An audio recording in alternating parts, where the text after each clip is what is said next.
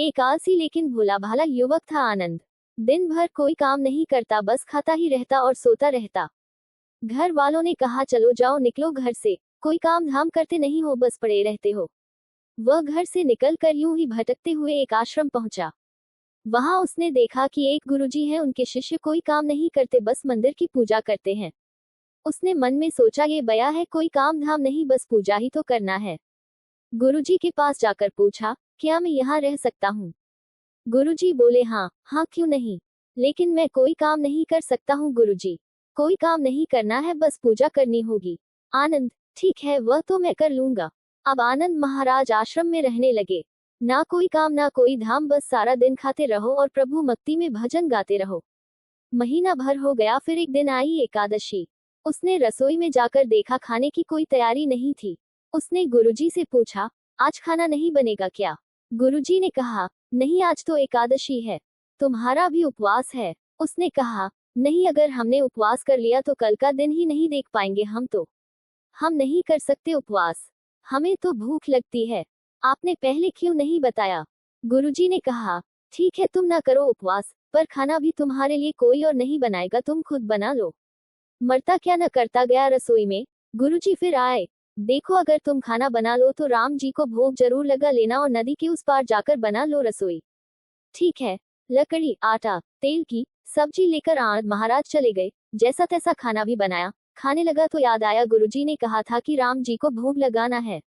वह भजन गाने लगा, आओ मेरे राम जी, भोग लगाओ जी, प्रभु राम आए, श्री राम आए, मेरे भोजन का भोग लगाए। कोई न आया तो बेचैन हो गया कि यहाँ तो भूख लग रही है और राम जी आ ही नहीं रहे। भोला मानस जानता नहीं था कि प्रभु साक्षात तो आएंगे नहीं, पर गुरुजी की बात मानना जरूरी है। फिर उसने कहा, देखो प्रभु राम जी, मैं समझ गया कि आप क्यों नहीं आ रहे हैं। मैंने रूखा सूखा बनाया है और आपको तरमाल खाने की आदत है, इसलिए नहीं आ रहे हैं। तो सुनो प्रभु, आज वहां भी कुछ नहीं बना है, सबकी एकादशी है, खाना हो तो ये भोग ही खा लो। श्री राम अपने भक्त की सरलता पर बड़े मुस्कुराए और माता सीता के साथ प्रकट हो गए। भक्त असमंजस में, गुरुजी ने तो कहा था कि राम जी आएंगे, पर यहाँ तो माता सीता भी आई हैं और मैंने तो भोजन बस 2 लोगों का बनाया है। चलो कोई बात नहीं, आज इन्हें ही खिला देते हैं। बोला, प्रभु मैं भूखा रह गया, लेकिन मुझे आप दोनों को देखकर बड़ा अच्छा लग रहा है। लेकिन अगली एकादशी पर ऐसा न करना, पहले बता देना कि कितने जन आ रहे हो, और हाँ, थोड़ा जल्दी आ जाना। राम जी उसकी बात पर बड़े मुदित हुए, प्रसाद ग्रहण करके चले गए। अगली एकादशी तक ये भोला मानस सब भूल गया। उसे लगा प्रभु ऐसे ही आते होंगे और प्रसाद ग्रहण करते होंगे। फिर एकादशी आई। गुरुजी से कहा, मैं चला अपना खाना बनाने, पर गुरुजी थोड़ा ज्यादा अनाज लगेगा, वहां 2 लोग आते हैं। गुरुजी मुस्कुराए, भूख के मारे बावला है, ठीक है ले जाओ और अनाज ले जा। अब की बार उसने 3 लोगों का खाना बनाया। फिर गुहार लगाए, प्रभु राम आए, सीताराम आए, मेरे भोजन का भोग लगाए। प्रभु की महिमा भी निराली है। भक्त के साथ कौतुक करने में उन्हें भी बड़ा मजा आता है। इस बार वे अपने भाई लक्ष्मण, भरत, शत्रुघ्न और हनुमान जी को लेकर आ गए। भक्त को चक्कर आ गए, यह क्या हुआ, एक का भोजन बनाया तो 2 आए, आज 2 का खाना ज्यादा बनाया तो पूरा खानदान आ गया। लगता है आज भी भूखा ही रहना पड़ेगा। सबको भोजन लगाया और बैठे बैठे देखता रहा। अनजाने ही उसकी भी एकादशी हो गई।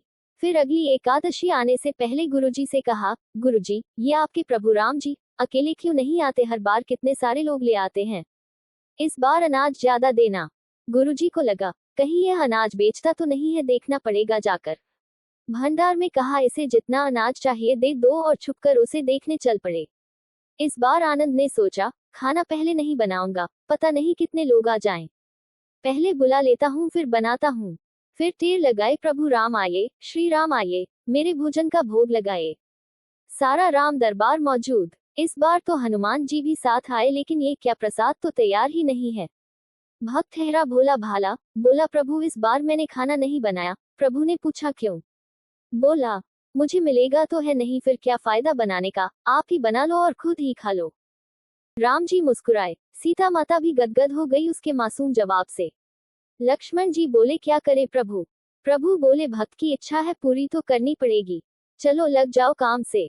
लक्ष्मण जी ने लकड़ी उठाए, माता सीता आटा सानने लगी। भक्त एक तरफ बैठकर देखता रहा। माता सीता रसोई बना रही थी तो कई ऋषि मुनि, यक्ष, गंधर्व प्रसाद लेने आने लगे। इधर गुरुजी ने देखा खाना तो बना नहीं, भक्त एक कोने में बैठा है। पूछा, बेटा क्या बात है, खाना क्यों नहीं बनाया? बोला, अच्छा किया आप आ गए, देखिए कितने लोग आते हैं प्रभु के साथ। गुरुजी बोले, मुझे तो कुछ नहीं दिख रहा तुम्हारे और अनाज के सिवा। भक्त ने माथा पकड़ लिया, एक तो इतनी मेहनत करवाते हैं प्रभु, भूखा भी रखते हैं और ऊपर से गुरुजी को दिख भी नहीं रही, यह और बड़ी मुसीबत है। प्रभु से कहा, आप गुरुजी को क्यों नहीं दिख रहे हैं? प्रभु बोले, मैं उन्हें नहीं दिख सकता। बोला, क्यों, वे तो बड़े पंडित हैं, ज्ञानी है, विद्वान है, उन्हें तो बहुत कुछ आता है, उनको क्यों नहीं दिखते आप? प्रभु बोले, माना कि उनको सब आता है पर वे सरल नहीं है तुम्हारी तरह, इसलिए उनको नहीं दिख सकता।